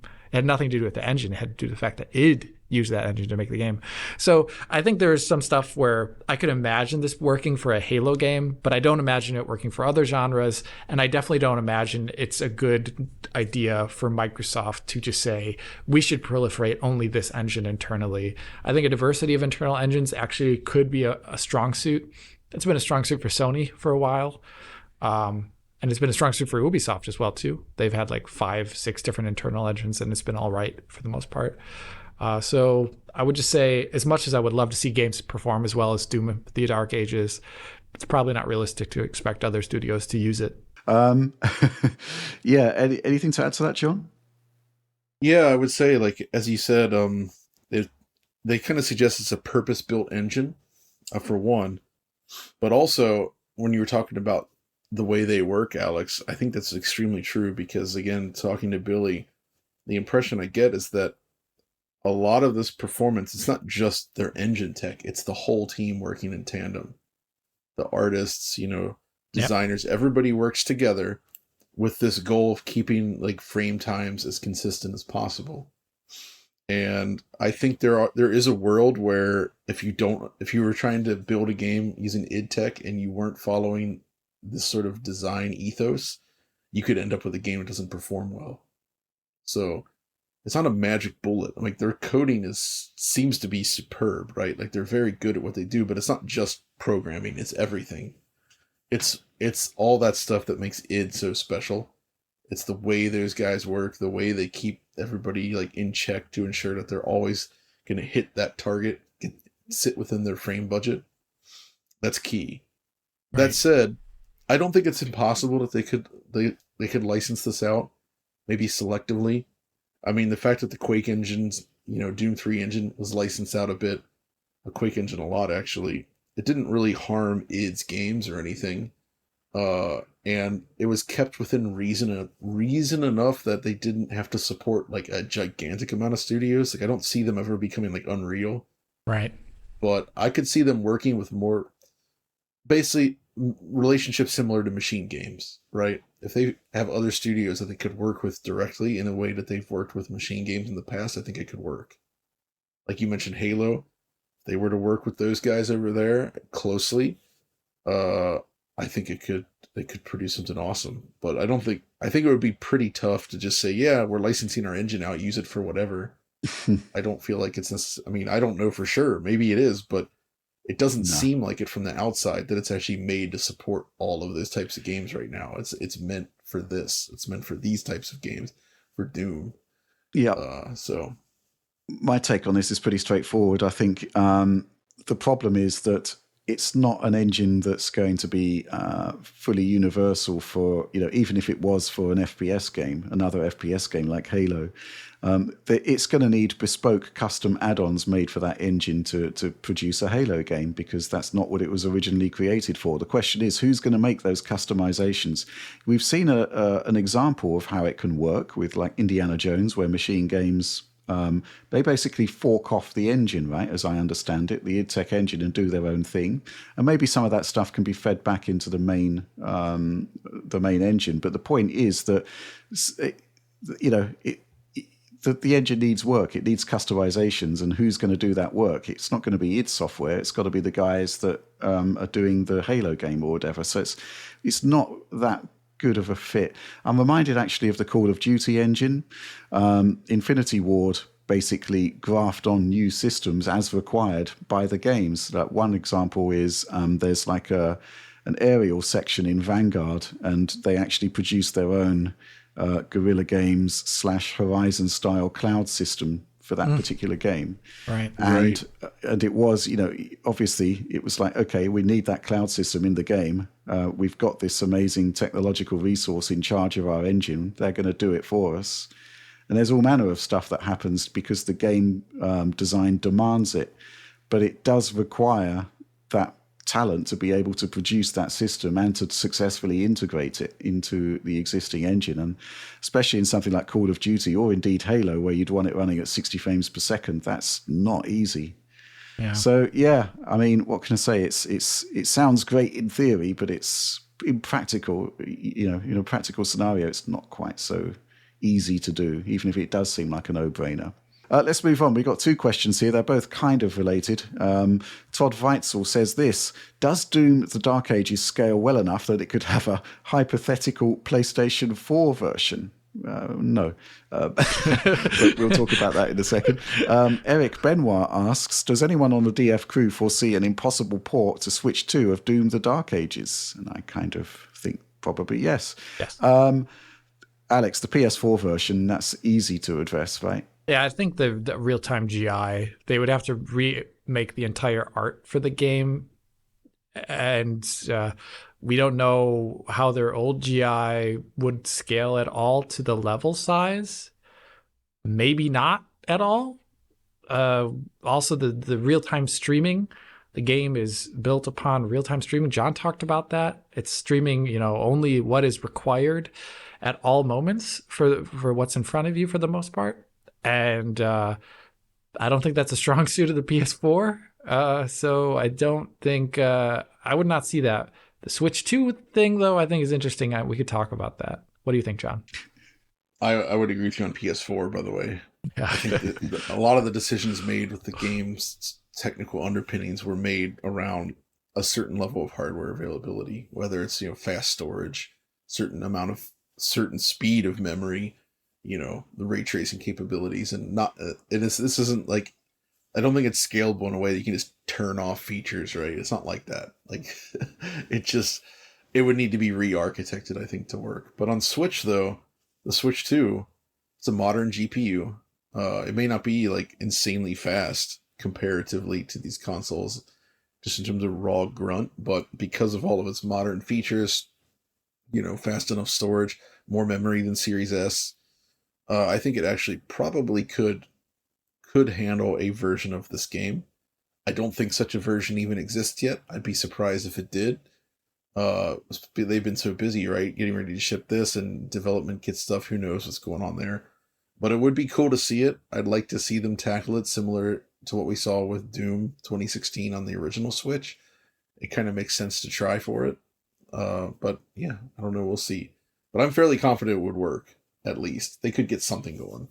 Yeah, my thought on this is if they can do Doom Eternal on the first Switch with a Tegra X1, they could probably do the Dark Ages on the T239. It's probably much easier comparatively, relatively. I'd agree with that. Probably would be 30 FPS though, I think. Well, yeah, but they could also maybe have they could support the 120 hertz output or something. Yeah. Get a 40. I don't know. 40 we'll VRR. Is the maybe. VRR stuff on the screen? We'll see. But I think it's possible too. Yeah. And I really am curious as to what panic button are going to be cooking up on the Switch 2 based on their successes on the Switch 1. So yeah, I think there's definite possibilities there. Okay, let's move on. This question comes from Inebriated Porcupine. Hey, exclamation point. Wanted to ask what happened to the review of the Spider-Man 2 PC port. I feel like even a beloved porting studio like Nixxes should have gotten their fair share of criticism about the state of the game at release. Interesting question there, Alex. I mean, we did do a bit of Spider-Man 2 coverage in the Direct, where we just basically, I played the introduction and basically said, this really isn't very good at all. And it's one of these games where it's so ill-prepared that, you've got to question whether it's worth doing a review of it beyond that, beyond pointing, a sort of buyer beware stuff, because it's like a moving target, isn't it? Yeah, it's awful coverage of those type of games, especially around launch, because Nixxes throws out a patch basically every 3 days if a game launches with issues. If you've looked at the patching schedule, like I'm pretty sure that's their cadence almost. Like one at the beginning of the week, one at the end of the week, almost. And that is an impossible thing for me to cover, because if I have an issue with a bug or a visual issue or a performance issue, it could be fixed in like 3 days. And then I'm rewriting my script, and then I'm refilming, and then I'm redoing all my footage because it's not representative anymore. Not good coverage, not enjoyable. I think the DF Direct take, or the original take we did with the Last of Us port, could also be a good way to do it. Yeah. But then also covering it down the line after it gets better, or maybe it's not better, but maybe there's an opportunity to cover again. you have to think about like how much return I would get for covering it. Like I really, honestly, I don't know. I would expect, sorry to get all technical about this, I'd expect like 80 to 90,000 views at most, for a late port coverage of these Sony games. Unfortunately, for some reason, they are not as popular anymore after the first batch. They don't get nearly as much YouTube coverage. They don't get, for the most part, other than like Ghost of Tsushima, they don't get much Steam play. They're hard to cover later down the line when it would be like they messed up their chance to get the coverage, weirdly enough to say that. And maybe there are other smaller games that are more deserving in that time period, or other topics that deserve spotlight on DF, both good and bad. So in that case, I can't go back. I would love to have infinite time, but I don't. Yeah, I think that's the bottom line. Maybe we could have done something a bit more robust than the Direct, but ultimately the Direct segment just screamed out that the game wasn't really worth buying at that point. We were having issues with like I think it was a 5080 that I tried it on. That's problematic, right? Mm-hmm. And I suspect that probably a more correct focus would have been to do a more mainstream-based system, and those issues would have been even more pronounced on that. Or maybe both, but the point is that the more data points you include, the longer it actually takes to develop the video. And it is quite ironic that, it takes Alex as one person more time to cover the game than it does for Nixis to put out a patch. Yes, it does. Which is kind of crazy, isn't it? So that's not great, but maybe we should at some point sort of round up the games, the disaster games, to see if they've improved. But it's I'd expect from Nixis that there would be an improvement. I haven't looked at it, but that's the key thing, right? It launched in such a bad state that the sort of goodwill surrounding the port was kind of lost. And I don't know how that translated to sales, but it can't be a good thing. That would be pretty poor. Yeah. What do you make of this, John? Any thoughts on this? I mean, it's a thankless task, isn't it, to be basically chasing a moving target with coverage when it's, and it's actually even more distressing where you put off a game update because there's been a patch for it. You do the due diligence on the patch and find that there hasn't really been much improvement at all. Yeah. Yeah. This is like the worst part of the type of coverage we do, I think. It's very frustrating. And it seems to be ridiculously common these days in the PC space. Oh, yeah. You're always in that holding pattern where you're like, should I? Because it's a lot of work to get this info. It does take time. And if you put in all that time and then all of a sudden they drop a patch and all that work is for naught, that sucks. But even if that work is still valid, you still got to then do more work to determine, is that data still valid? Yeah. That's very, very annoying. So I can especially understand if there's a game that's like perhaps not performing as well or not gathering as much like attention in the world of PC gamers, that Alex would be very much like, you know what, I'm good. I don't want to go through all that. The only real time to do it then is like maybe you could look at it later, kind of like you suggested. But then again, are the numbers there to justify that? Because it still requires X amount of like time and effort that may not be worthwhile. Speaking of numbers, John, I noticed your Wreckfest video, Wreckfest 2, which is, a smaller game, arguably, that was deserving of attention, is closing in on 200,000 views now, which is that's pretty what awesome, I like. Right? I prefer that type Oh, that's of video. good. I'm glad to see it because, the game is still... I hesitated because it's early access, but, like, it's so, like, promising and interesting that I wanted to highlight it because, like, they're just doing, like, cool stuff with physics. The kind of stuff that Alex and I often talk about, like, wouldn't it be cool if more games did this? And so I felt like putting my money where my mouth was and spending time actually making a video about it to be like, hey, this stuff is cool. Check it out. And they've delivered. I mean, they've been making games for a long time. They're going to finish the game. I'm not worried about the game not coming out. It'll come out. Right. That's just, it's still with certain developers like this, you can expect that if there's early access, like the game is going to be finished. And I think they've even said like the end of this year. So it's coming along swell, I believe. Great. But yeah. Okay. Let's move on. Final question of the show. This one from 1040 STF. It's happy 30th birthday in America for the Sega Saturn this week. What are your favourite games and memories from that console, if any? Rich, were you present at E3 when they announced its surprise Shadow launch there? How was it? Cheers. John, going to go to you first. Oh, the Sega Saturn, man. I love the Sega Saturn. I didn't actually jump in right away, though, but I got it about 1997. Because during that period, I was pretty hardcore PC for a little bit, right?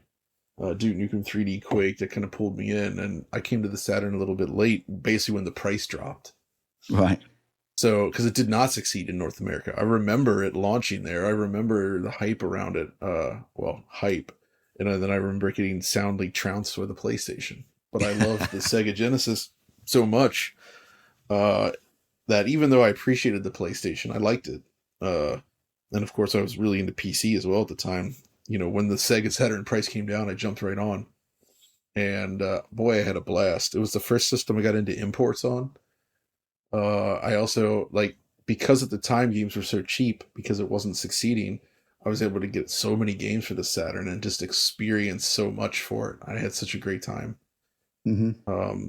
And it was just, it got me excited about console gaming again. To the point that by the time the Dreamcast was getting ready to launch, I was on that hype train and bought the Dreamcast on day one. Wow. Because of all the fun I had with the Sega Saturn. And in the end, I ended up building a gigantic collection of Sega Saturn games. Hundreds upon hundreds of them at this point. And it's a system I actually still play regularly to this day. I really love playing Saturn. So where were you with the PlayStation at that point? I had a PlayStation already at that point. I got that in 96, I think. And that kind of helped me fall in love, I think, with RPGs. I have to admit, I wasn't huge into RPGs during the 16-bit era. Then I played Chrono Trigger finally, and I really liked it. So the hype around FF7 got me. I played FF7 on PlayStation and on the PC, by the way, because I liked it so much. Yeah. I wanted to play the Voodoo enhanced version. Although it had its own issues, unfortunately, as I discovered. Mm-hmm. But so I liked PlayStation. It was N64 I wasn't big on. I liked Mario and such, but I didn't get into that right away. I got that a bit later, quite a bit later, actually. In fact, I remember being the one that convinced two different friends, to sell their N64s and trade them in to get Saturns. That's awesome. And everybody at the store thought they were.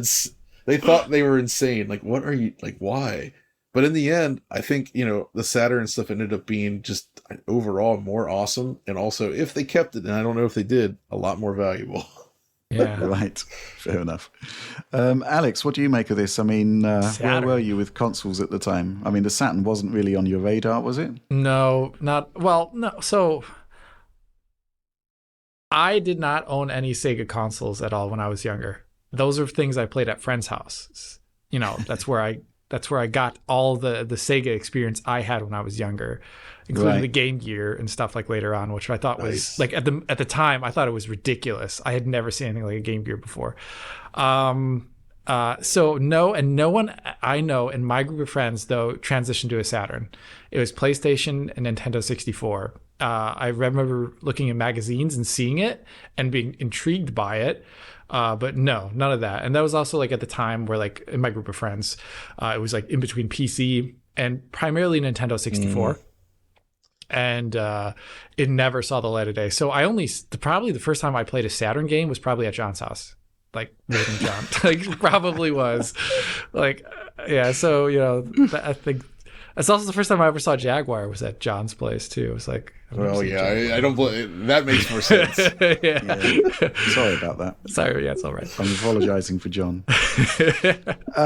Well, yes, I was at that E3. I believe it was 1994, 95. One of the two. I can't remember. It's a very, very long time ago now. But yeah, I mean, what can I say? Sega Saturn. It's interesting because obviously I was in an environment where obviously we'd had the Saturn for quite some time. So it would have been 95 because it debuted in Japan in 94. And in 94, the Saturn came along. We had Virtua Fighter at launch and that was good, but it wasn't quite as polished as people would have hoped for. And at the same time, the PlayStation came along, literally a week or two later, and it came with that super polished ridge ray support, and it kind of like combined with all of the stuff that was happening with the 32X at the time. The sort of perception, even from me working on an official Sega magazine, was, are these guys losing it? This is a real concern here. There seems to be some real errors going on here. And meanwhile, the developer feedback on the Saturn was not great. It really wasn't. I mean, some of the developers I was visiting, they were kind of like, didn't really know what to do with it. But let's put all of that aside and just consider what you got with that system. And what I loved about it was that it had its own identity, it had its own games, and those games were awesome, ultimately, especially the first-party stuff that appeared.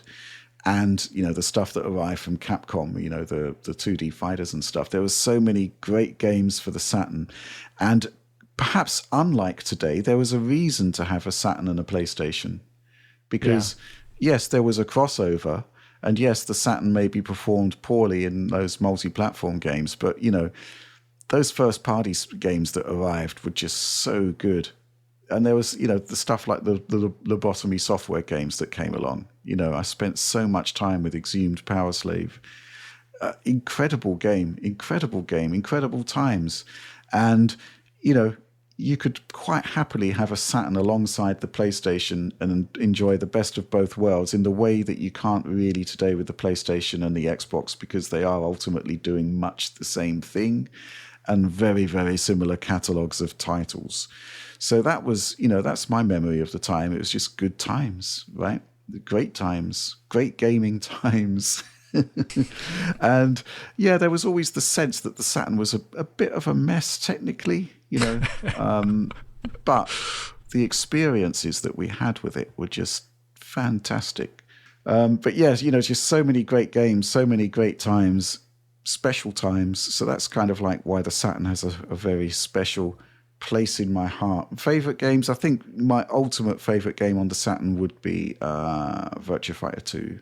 I just loved that so much. It was just so slick and so almost perfect in a way that VF1 wasn't. And it confounded the skeptics. I do remember reading in Edge magazine how they expected VF2 to be running at 30 frames per second on the Saturn. Nope. They used the facilities of that system to produce a fantastic port. Arguably the best fighting game on the system, I'd say, certainly in 3D.